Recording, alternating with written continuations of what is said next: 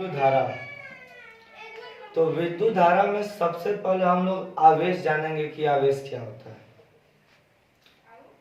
क्योंकि जब तक आवेश मालूम नहीं रहेगा तब तक हम विद्युत धारा के बारे में नहीं जान सकते हैं। मान लीजिए बोल दिया गया धारा किसे कहते हैं, तो आवेश प्रवाह के समय दर को धारा कहते हैं। आवेश होता क्या है, तो देखिए सबसे पहले हम लोग जानेंगे कि आवेश क्या होता है। तो आवेश का मुख्य कारण होता है इलेक्ट्रॉन का स्थानांतरण। जब तक इलेक्ट्रॉन का स्थानांतरण नहीं होगा तब तक आवेश की प्रक्रिया संभव नहीं। तो बोलोगे कि जब किन्हीं दो वस्तुओं को आपस में संपर्क में लाया जाता है या रगड़ा जाता है तो उनके मध्य इलेक्ट्रॉन का स्थानांतरण होने लगता है। इस प्रक्रिया को आवेश कहते हैं। क्या बोलेंगे आप लोग कि जब किन्हीं दो वस्तुओं को या जब किन्हीं दो आवेशित वस्तुओं को एक दूसरे के संपर्क में लाकर रगड़ा जाता है तो उनके मध्य किसका स्थानांतरण होने लगता है, इलेक्ट्रॉन का स्थानांतरण होने लगता है। इस प्रक्रिया को आवेश कहते हैं। देखिए आवेश को हम Q से व्यक्त करते हैं। किससे व्यक्त करते हैं, Q से। आवेश एक अदिश राशि होती है। कौन सी राशि होती है, अदिश राशि होती है, और इसका मात्रक कूलाम होता है। इतना तो याद हो गया आप लोगों को कि जब किन्हीं दो वस्तुओं को आपस में रगड़ा जाता है तो उनके मध्य इलेक्ट्रॉन का स्थानांतरण होने लगता है। इस प्रक्रिया को आवेश कहते हैं। आवेश एक अदिश राशि होती है, इसे Q से व्यक्त करते हैं, इसका मात्रा कूलाम होता है। अब देखिए आवेश दो प्रकार का होता है। कितने प्रकार का होता है, दो प्रकार का होता है। एक धनावेश होता है और एक ऋणावेश होता है। तो बोला जाता है कि जिस वस्तु पर इलेक्ट्रॉन की अधिकता होती है, जिस वस्तु पर इलेक्ट्रॉन की अधिकता होती है उसे धन आवेश कहते हैं, और जिस वस्तु पर इलेक्ट्रॉन की कमी होती है उसे ऋणावेश कहते हैं। क्योंकि आपने पढ़ा है, धातु के बारे में पढ़ोगे कि वे तत्व जो इलेक्ट्रॉन को त्याग कर धनायन बनाते हैं, इलेक्ट्रॉन को त्याग कर। तो इसमें देखो जैसे मान लीजिए कि ये A वस्तु है और ये B वस्तु है, इसके पास अधिक इलेक्ट्रॉन है, इसके पास कम इलेक्ट्रॉन है। जब दोनों को एक दूसरे के संपर्क में लाया जाएगा तो यहाँ से इलेक्ट्रॉन इस पे जाना शुरू कर देंगे। और बार बोला गया कि जब A और B वस्तु एक दूसरे से दूरी पर इन दोनों को जब पास में लाया जाएगा तो बताइए कि जब इस पर से इलेक्ट्रॉन इस पर जाएंगे तो इस पर ऋणावेश उत्पन्न होगा और इस पर धनावेश उत्पन्न होगा। तो याद रखिएगा कि जब किन दो वस्तुओं को आपस में रगड़ा जाता है तो इलेक्ट्रॉन का स्थानांतरण होता है। उस प्रक्रिया में जिस जौना वस्तु से इलेक्ट्रॉन जाई ओकरा के धनावेश और जौना पर जाई ओकरा के ऋणावेश कहा जाता है। ठीक है, जिस वस्तु पर इलेक्ट्रॉन जाएंगे उसे ऋणावेश, जिस वस्तु से जाएंगे उसे धनावेश कहते हैं। अच्छा ही बताइए, तो याद रखिएगा कि जब इलेक्ट्रॉन निकलना शुरू हो जाएंगे तो इसके द्रव्यमान में कमी होगी।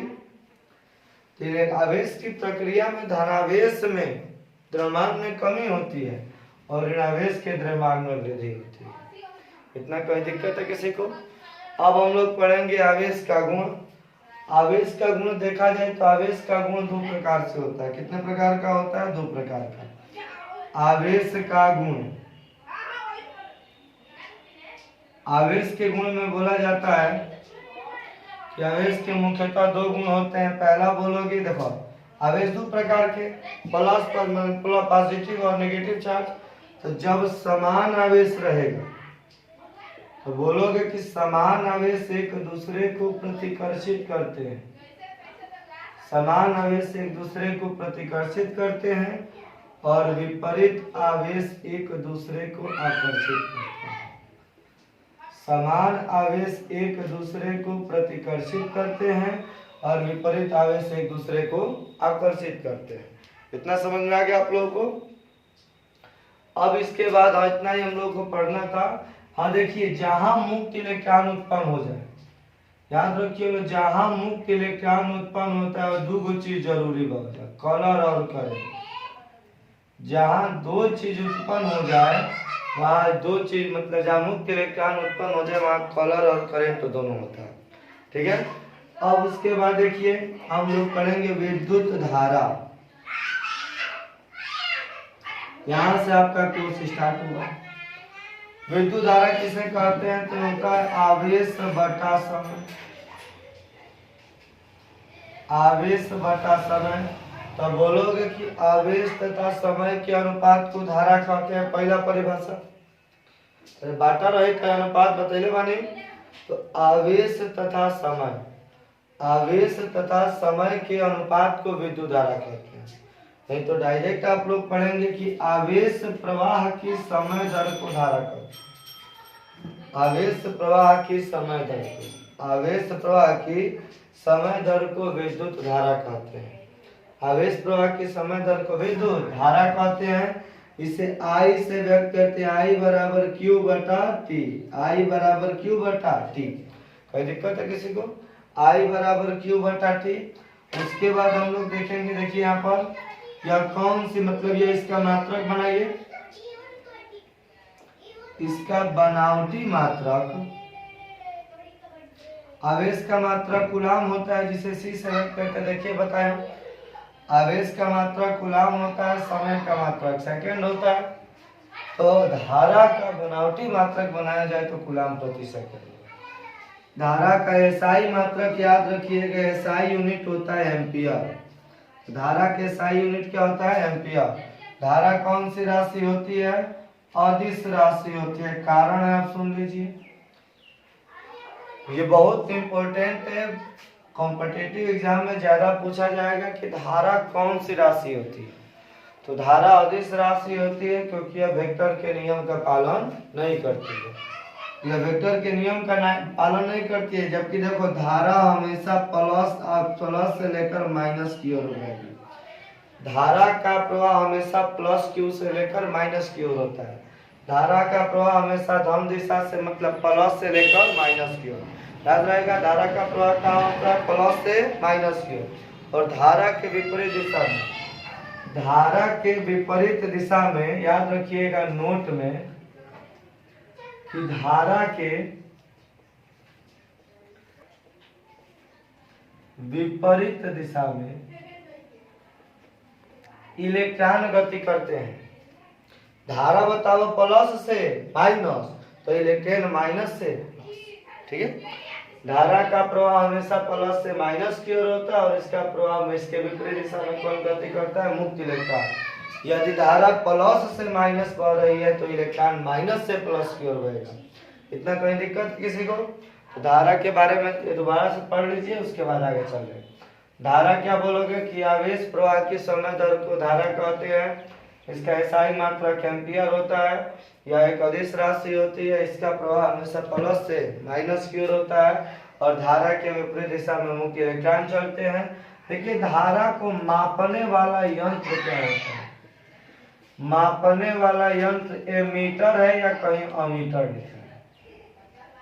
घर में चेक करने आते हैं वो मीटर बोलते हैं, वो मीटर नहीं बल्कि एमीटर या अमीटर होता है। धारा को मापने वाला यंत्र क्या होता है? अमीटर या एमीटर। धारा को मापने वाला यंत्र एमीटर या अमीटर। इतना समझ में आ गया। अब हम लोग पढ़ेंगे विद्युत विभव। V बराबर फार्मूला होता है W बटा Q या Q0 भी बोला जाता है, धन परीक्षण आवेश। तो इसका परिभाषा ध्यान से सुनिए, क्या बोल रहा है कि एकांक धन परीक्षण आवेश, एकांक धन परीक्षण आवेश को अनंत से वैद्युत क्षेत्र के अंदर किसी एक बिंदु पर, वहां से एकांक धन परीक्षण आवेश को अनंत से वैद्युत क्षेत्र के अंदर किसी एक बिंदु पर लाने में किया गया कार्य विद्युत विभव कहलाता है। एकांक धन परीक्षण आवेश को अनंत से वैद्युत क्षेत्र के अंदर किसी एक बिंदु पर लाने में किया गया कार्य वैद्युत विभव कहलाता है। इसका मात्रक बताइए क्या होगा? कार्य का मात्रक जूल होता है, आवेश का मात्रक कूलाम होता है। तो वैद्युत विभव का मात्रक क्या होता है? जूल प्रति कूलाम। जूल प्रति कूलाम इसका एसआई मात्रक वोल्ट होता है। क्या होता है? वोल्ट। इसकी आवश्यकता आगे पढ़ेंगे हम लोग, याद रखिएगा। तो क्या बोलोगे कि एकांक धन परीक्षण आवेश को अनंत से वैद्युत क्षेत्र के अंदर किसी एक बिंदु पर लाने में किया गया कार्य वैद्युत विभव कहलाता है। इसे V से व्यक्त करते हैं, V बराबर W/Q0। इसका मात्रक क्या होता है? जूल प्रति कूलम। एसआई मात्रक क्या होता है? वोल्ट। इसी के साथ एक होता है विद्युत विभवांतर। अच्छा, ये बताइए विभव और विभवांतर में अंतर क्या है? कि दोनों विभव का अंतर विभवांतर होगा। तो बोलोगे कि वैद्युत क्षेत्र के अंदर किन्हीं दो बिंदुओं के विभव के अंतर को, किन्हीं दो बिंदुओं के विभव के अंतर को विभवांतर कहते हैं। किन्हीं दो बिंदुओं के विभव के अंतर को विभवांतर कहते हैं। VA माइनस VB बराबर W/Q0। इसका मात्रक वही होता है जो विभव का होता है। तो वही है, दो बिंदुओं के विभव के अंतर को या दो विभवों के अंतर को विभवांतर कहते हैं। देखिए, विभव या विभवांतर को मापने वाला यंत्र वोल्टमीटर होता है। विभवांतर को मापने वाला यंत्र वोल्टमीटर होता है, याद रखना, ठीक है। विभवांतर को मापने वाला यंत्र क्या होता है? वोल्टमीटर। विभवांतर को मापने वाला यंत्र वोल्टमीटर, धारा को मापने वाला एमीटर। अब यहाँ से हम लोग पढ़ेंगे ओम का नियम, मोस्ट इंपोर्टेंट।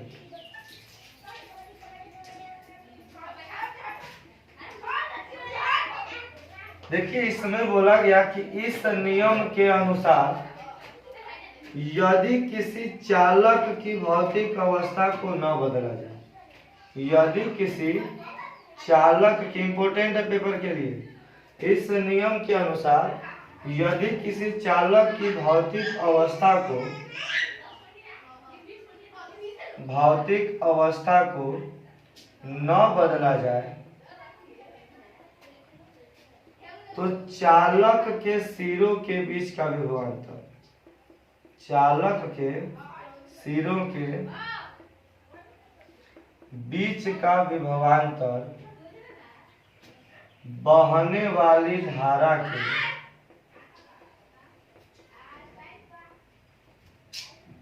अनुक्रमानुपाती होता है।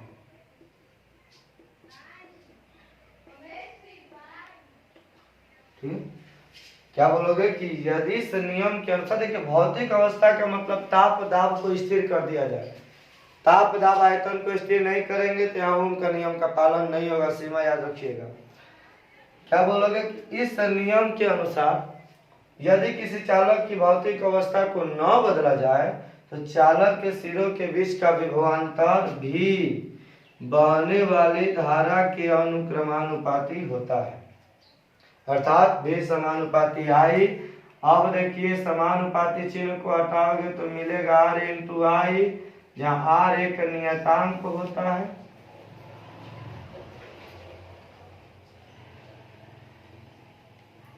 जिसे प्रतिरोध कहते हैं। क्या कहते हैं? प्रतिरोध कहते हैं, ठीक है। R एक नियतांक होता है जिसे प्रतिरोध कहते हैं। R बराबर सूत्र बता दो, V/I। प्रतिरोध आ जाए तो बोलोगे कि प्रतिरोध वह पदार्थ होता है जो किसी धारा को रोकने का कार्य करता है, उसे प्रतिरोध कहते हैं। जो धारा को रोक दे, प्रतिरोध माने अवरोध यानी बाधा उत्पन्न करना, तो जो धारा के प्रवाह को रोक दे उसे प्रतिरोध करते हैं। ना बुझाई तो बुझा गई, भी विभवांतर आई धारा। तो बोलोगे किसी चालक के सिरों के बीच का विभवांतर, किसी चालक के सिरों के बीच का विभवांतर तथा बहने वाली धारा के अनुपात को, किसी चालक के सिरों के बीच का विभवांतर तथा बहने वाली धारा के अनुपात को वैद्युत प्रतिरोध कहते हैं। क्या कहते हैं? वैद्युत प्रतिरोध कहते हैं।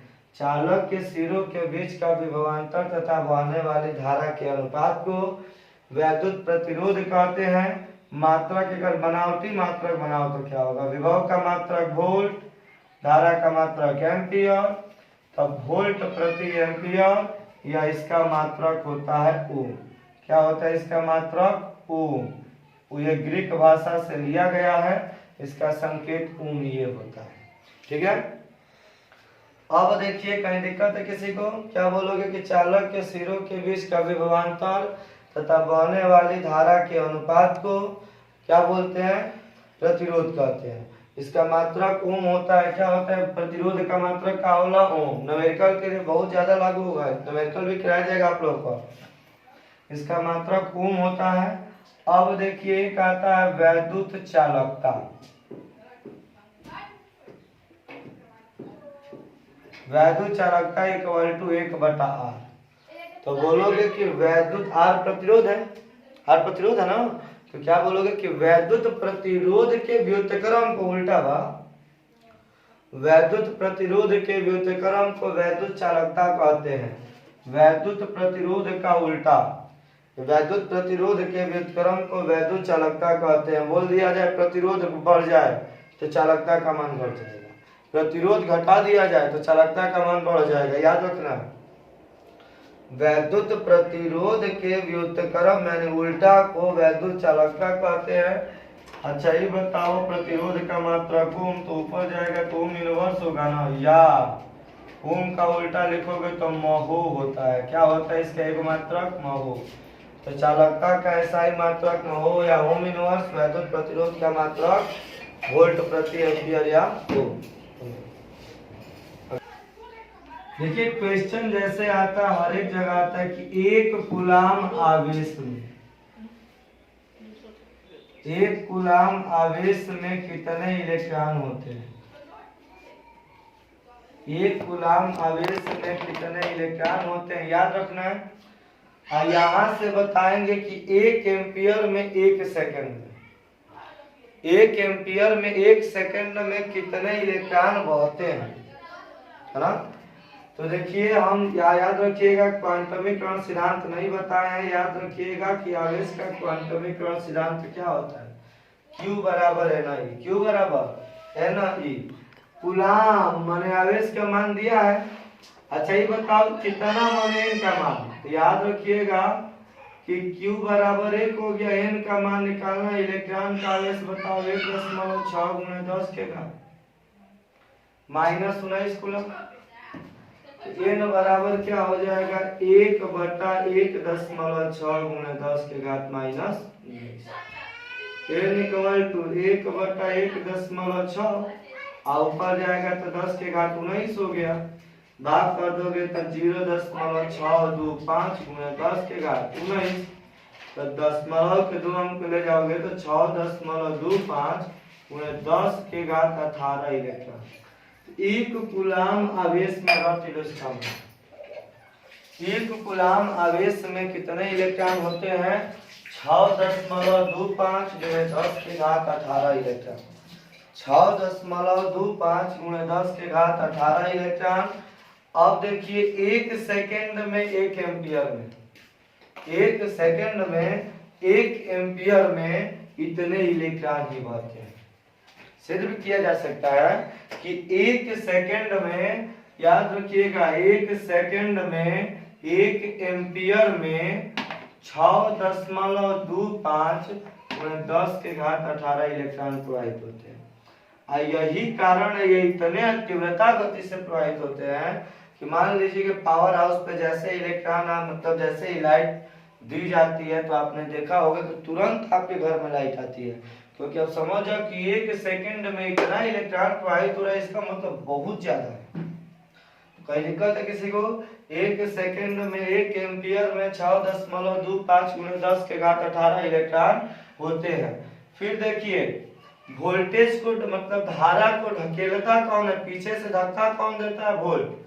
धारा को पीछे से ढकेलने वाला वोल्ट होता है, रोके वाला प्रतिरोध। याद रखिए ढकेलने वाला वोल्ट और रोकने वाला प्रतिरोध।